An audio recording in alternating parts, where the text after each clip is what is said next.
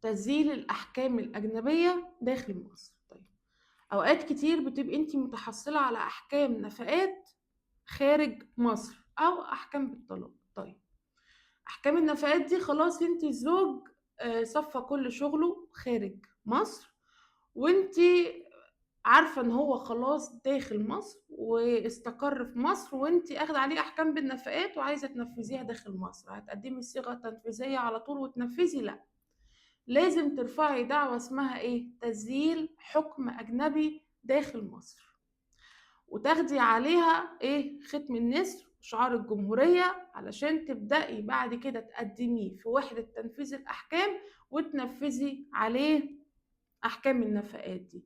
بس في شروط معينة لازم تبقى موجودة علشان تنفذي الحكم داخل مصر. أول حاجة، لازم يكون الحكم نهائي وبات، يعني مفيش عليه أي طعن نقدر نطعنه في الدولة الخارجية اللي هي ايه؟ الدولة الأجنبية.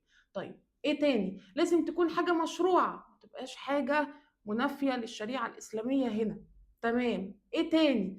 لازم يكون في ما بين البلد الأجنبية دي وما بين مصر اتفاقية ايه؟ تبادل تنفيذ الأحكام عشان تقدري تنفذي الحكم داخل مصر.